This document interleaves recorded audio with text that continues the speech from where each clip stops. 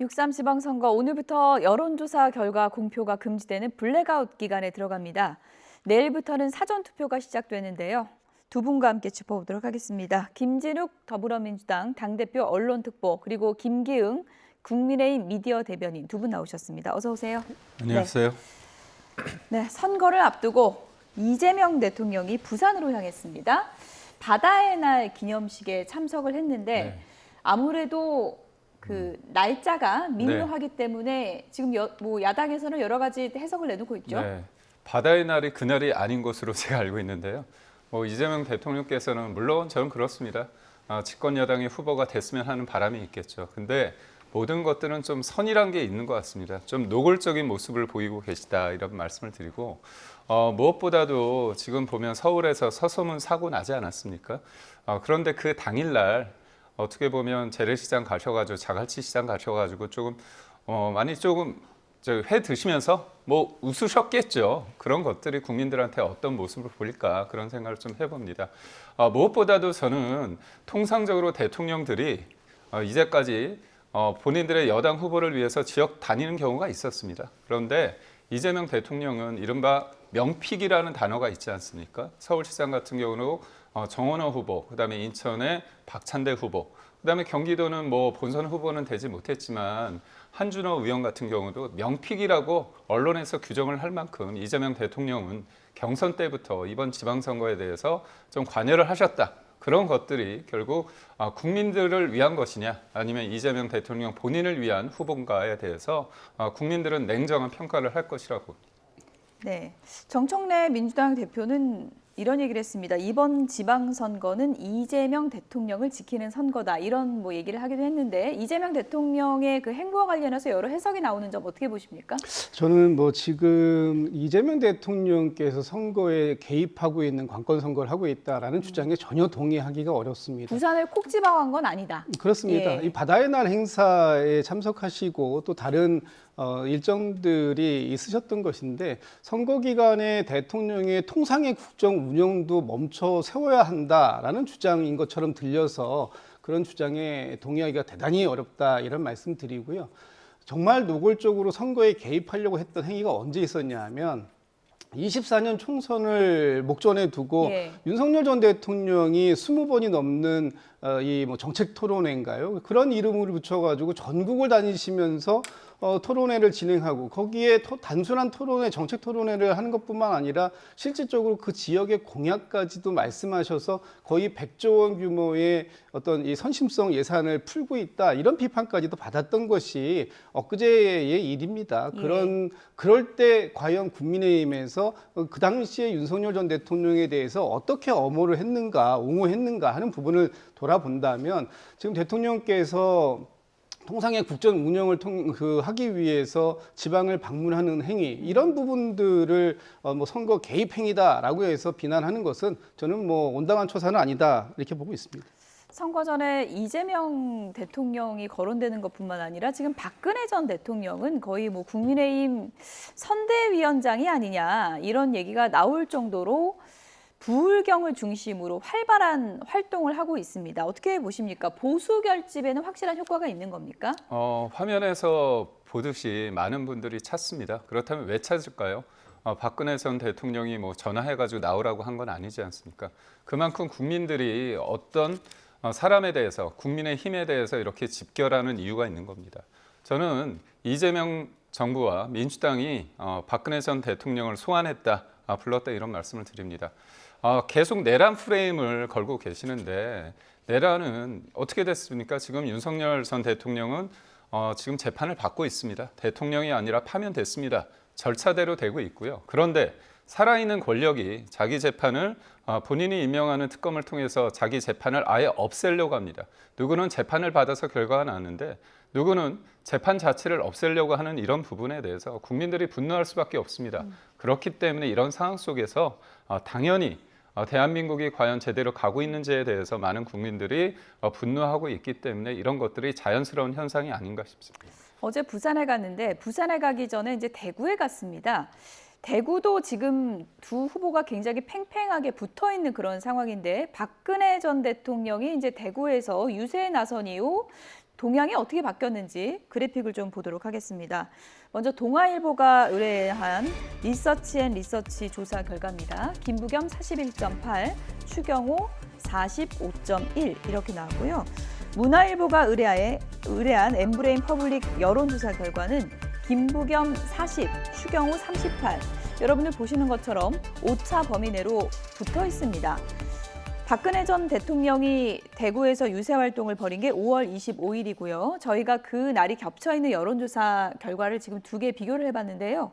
효과가 좀 있다고 보십니까? 어떻게 해석하십니까? 글쎄, 어느 정도의 보수 결집의 효과는 있었을 수도 있습니다. 그러나 뭐 크게 효과가 있었다라고 보여지기에는 지금 방금 전에 봤던 두 개의 여론조사에서 두 후보가 초박빙의 모습을 보이고 있다. 확 쏠리진 그렇다면 않았어요. 네, 그렇습니다. 예. 그렇기 때문에 이제 선거 막바지가 되면 보수가 결집할 수밖에 없는 그런 상황임에도 불구하고 김부겸 후보에 대한 지지가 여전히 높다. 그래서 대구에서는 두 가지 생각이 공존하는 것 같습니다.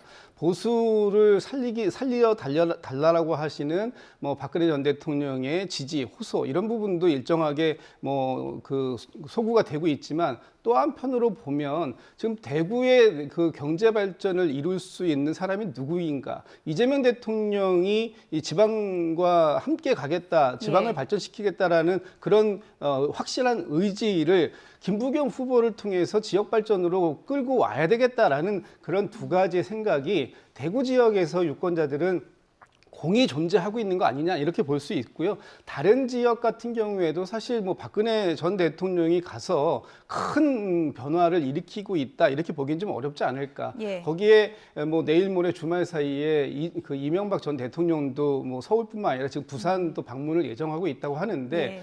국민의힘이 배출한 3명의 대통령이 탄핵을 되고 파면이 되었습니다. 그런 상태에서 과연 지금 유권자들에게 보여지고 있는 저러한 모습이 과연 어떻게 평가를 받을지 이번 선거 과정 중에서 참 특이한 현상이기도 하지만 또 기대되는 부분도 있다 이런 생각 말씀드립니다. 네. 박근혜 전 대통령이 이제 부산을 찾아서 기장시장을 돌았습니다. 박근혜 전 대통령이 어떤 후보를 구체적으로 언급할지 이 부분도 관심이었는데요. 들어보시죠. 박형준 시장 후보께서는 그동안 부산을 위해서 많은 일을 해 오신 것으로 듣고 있습니다. 그래서 앞으로도 그 부산의 더 큰 발전을 위해서 계속해서 더 많은 일을 해줄 것으로 믿고 있습니다. 저는. 그리고 또 예, 사연이 많으신 우리 박민식 후보에 대해서 좀 말씀을 드리겠습니다. 여러분께서 우리 박민식 후보에게 봉사할 기회를 주신다면 박민식 후보도 이 나라를 잘 지켜나갈 것으로 저는 생각합니다. 전 박 전 대통령의 인품과 그동안의 삶을 존경합니다. 존중하고요. 박 대통령께서 여러 가지 생각을 하고 판단하신 것이기 때문에 제가 존중합니다. 이재명 대통령이 이곳 부산에 와서 박정희 정신과 김영삼 정신을 얘기하면서 노골적인 선거 개입을 시작했습니다. 이재명 대통령은 박정희 대통령의 애국심과 김영삼 대통령의 기계와 배짱을 말할 자격이 없는 사람이라고 생각해요. 네, 부산을 찾은 박근혜 전 대통령의 얘기를 들어봤고요. 박형준 부산시장 후보는 당연히 언급할 줄 알았는데 부산 북구는 가진 않았는데 네, 예. 바로 옆에 서 있는 박민식 후보 이름은 언급을 했네요. 네. 누군가 소개할 때 예. 그냥 의례적인 얘기가 아니라 그 사람의 어떤 사적인 부분, 가족사까지 언급한다는 건 뭐냐면 이 사람을 좀 돋보이고 싶다. 그런 얘기를 좀 하는 것 같습니다.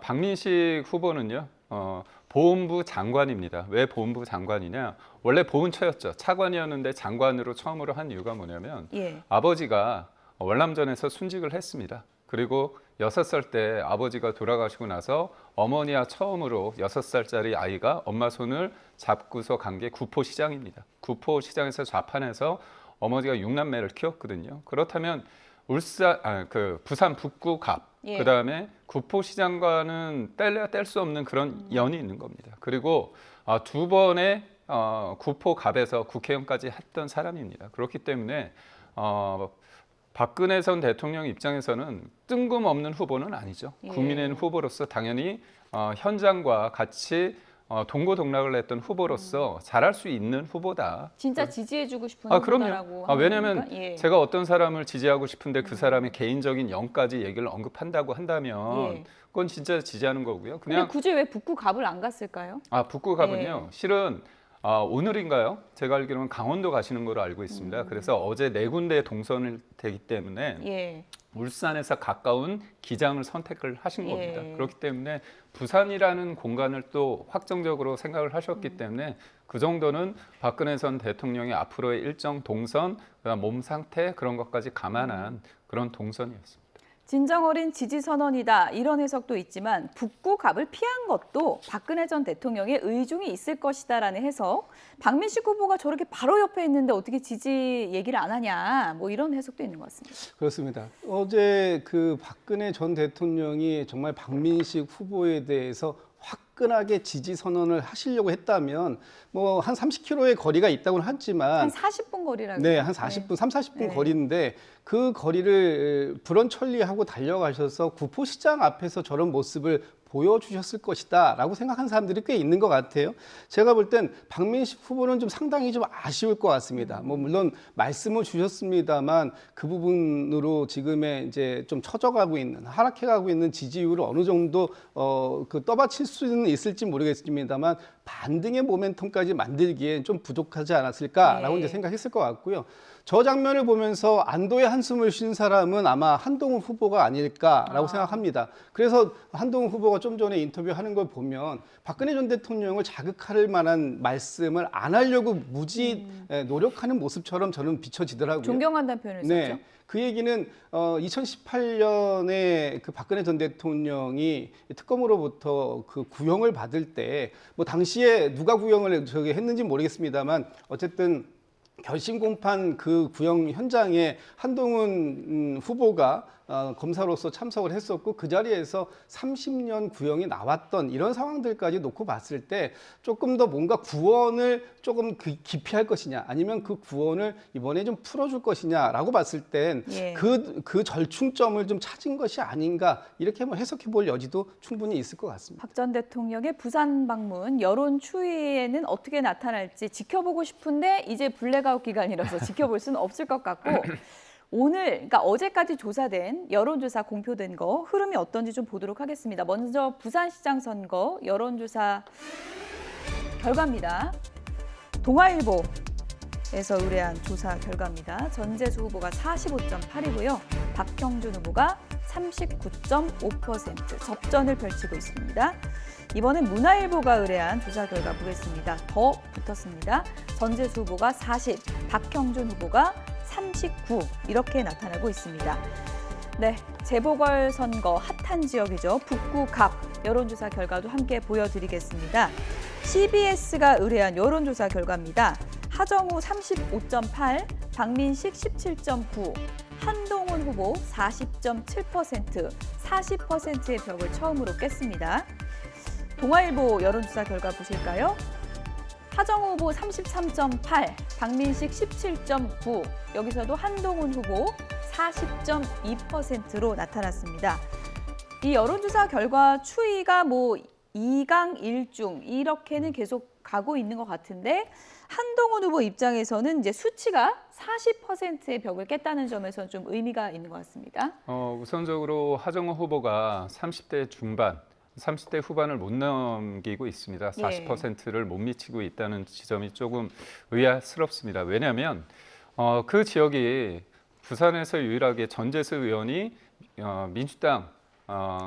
민주당으로서 어떻게 보면 선거를 이긴 지역 아닙니까? 근데 전재수 후보가 지금 다른 곳에 간 게 아니라 부산시장을 뛰고 있습니다.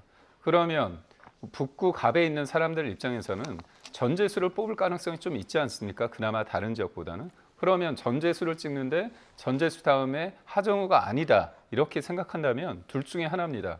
진짜 그러거나 아니면 여론조사에 어떤 차이가 있을 수밖에 없다는 지점이 있고요. 예. 또 하나는 한동훈 후보가 지금 40%를 했다는 거는 한동훈 후보 측에서는 고무적일 겁니다. 다만 이게 있습니다. 북구갑은 모든 언론에서 굉장히 주목을 하다 보고 그쪽이 보면 굉장히 정치 고관여층이 많아졌고요. 예. 또 무엇보다도 제가 알기로는 한 20여 차례 여론조사를 통해서요.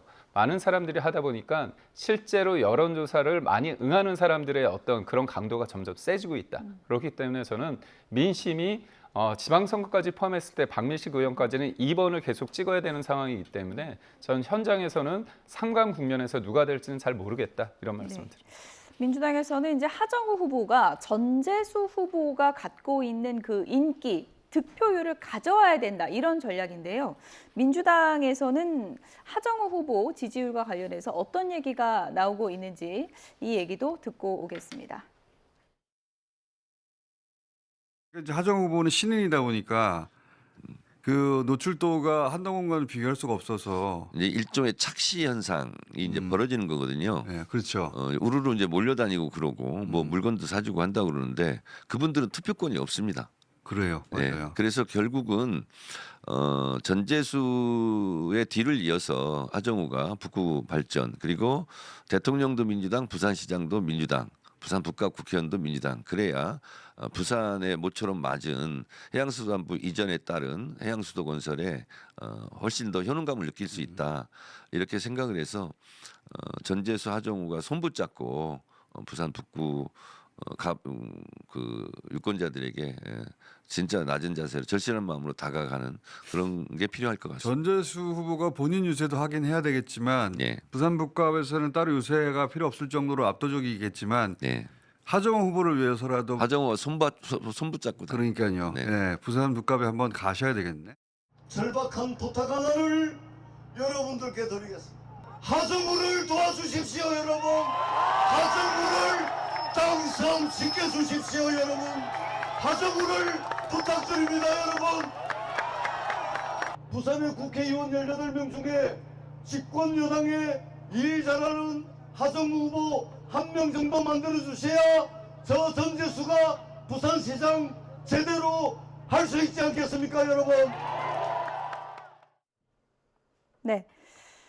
앞서서 김진욱 특보님 출연하셨을 때 노란불에서 빨간불로 가고 있다 하정우 후보 이렇게 진단도 해주셨는데 전재수 후보가 지금 적극적으로 좀 도와줘야 된다 이런 얘기가 나오고 있는 것 같아요. 전재수 후보 입장에서는 적극적으로 지금 돕고 있는 거죠. 좀 전에 방금 보셨는 영상도 하정우 후보의 유세차에 직접 올라서 저렇게 하정우 후보를 도와달라. 그것이 전재수를 돕는 길이다. 이렇게 또 직접적으로 연설까지 하고 있지 않습니까? 예. 그럼에도 불구하고 전재수 후보가 부산시장에 출마했고 또 지금 부산시장 후보 좀 전에 여론조사에서도 보시지만 그렇게 넉넉한 상황은 아닌 그래도 부산시장 선거도 빡빡합니다, 지금. 좀 예. 이게 좀 박빙의 승부를 예. 펼치는 상황이다 보니까 조금 더 신경을 좀 못 써주고 있는 부분이 있어요. 근데 지금 하정우 후보가 그동안 좀 노출도가 너무 좀 떨어진 측면이 있다. 그러니까 부산 북구는 굉장히 핫한 지역이 됐습니다만 그 부산 북구에서 가장 많이 나온 얘기는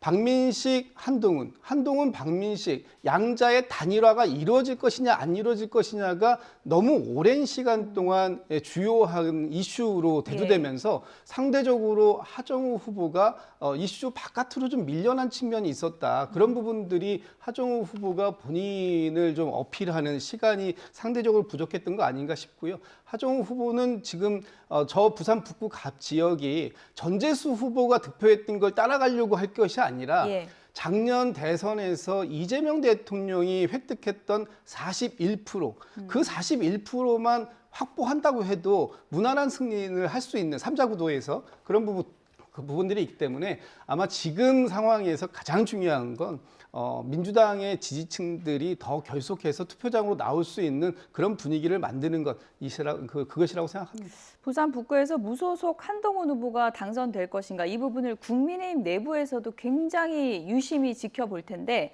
무소속 후보의 상승세를 민주당에서 굉장히 유심히 들여다보고 있는 지역이 있습니다. 바로 전북이죠.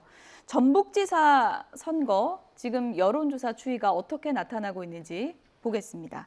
먼저 전라일보에서 실시한 여론조사 결과입니다. 조원 CNI가 5월 25일에서 26일 양일 실시했고요. 보시는 것처럼 격차가 좀 벌어져 있습니다. 이원택 후보 35.3, 김관영 후보가 51.9입니다. 새전북신문이 실시한 여론조사 결과 같이 보여드리겠습니다. 김관영 47.3, 이원택 38.7%입니다. 네, 김기흥 대변인님. 네.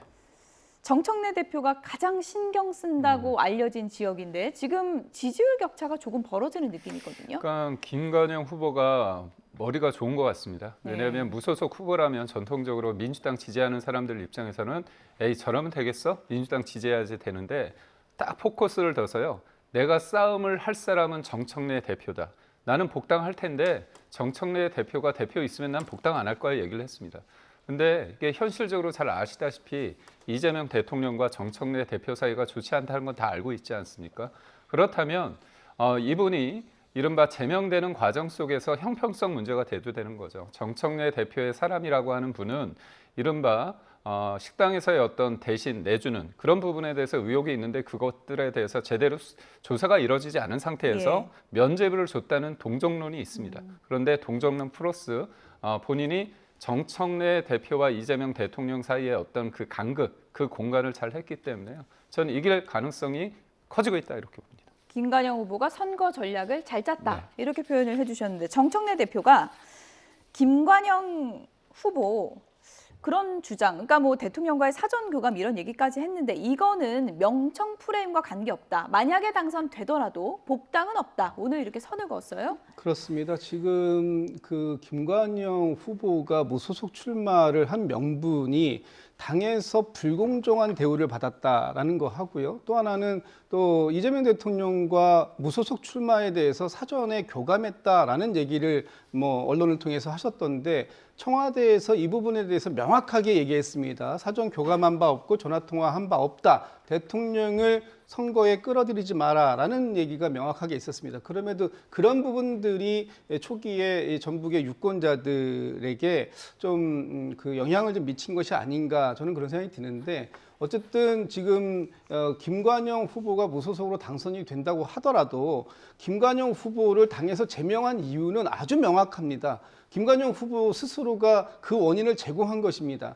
유권자들, 전북의 유권자들에게 대리비 명목으로 금품을 살포하는 현장 그런 것들이 CCTV를 통해서 국민들에게 다 알려져 있는 상황이기 때문에 그것이 불공정하게 대우를 받았다라고 하는 부분에 대해서 당은 동의할 수 없고요. 앞으로 설령 당선이 된다고 하더라도 당에 복당하는 과정은 쉽지 않다, 어려울 것이다, 가능성은 거의 제로에 가깝다 이런 말씀드립니다. 돌아오는 길이 험난할 것이다. 거의 제로에 가까울 것이다. 어쨌든 뭐 만약에 당선이 된다면 이게 어떤 해석을 낳을지는 좀 지켜봐야 될 것 같고요. 끝으로 서울시장 후보 선거 이 지지도도 좀 살펴보도록 하겠습니다. 여론조사 결과가 좀 들쭉날쭉한데요. 지금 보시겠습니다. 동아일보가 의뢰한 여론조사에서는 두 후보의 격차가 큽니다.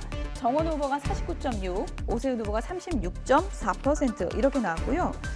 문화일보가 의뢰한 조사, 엠브레인 퍼블릭이 조사했고요.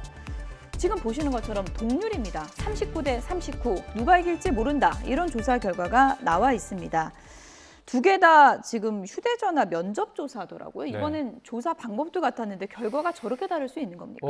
좀 의아한 결과입니다. 예. 전통적으로 면접 조사 때 국민의힘 후보가 되게 짜게 나옵니다. 약세군요. 약세입니다. 예. 그런데도 불구하고 면접 조사에서 동률이 나왔던 건 굉장히 고무적이고 참고로 지난해 대선 때 이재명 후보와 김문수 후보의 면접 조사 관련해서는 15%의 격차가 있었고요. ARS 조사에서는 10%의 차이였는데 실제 결과는 9% 차이였습니다. 그렇다면 이른바 샤이 보수가 존재하는 상황 속에서 면접 조사보다는 ARS 조사가 맞출 현실을 그대로 반영할 가능성이 높지 않나. 그래서 저희는 긍정적으로 보고 있습니다. 어떻게 분석하십니까? 글쎄 뭐 여론조사 기관마다 너무 이제 편의한 편차를 가지고 조사 결과가 나오기 때문에 어느 특정한 언론에서 조사한 여론조사가 맞다 틀리다라고 얘기할 수 없는 부분 분명히 있고요. 그럼에도 불구하고 이번에 선거 마지막 부분에 발생한 이 안전과 관련된 이슈, 특히 오세훈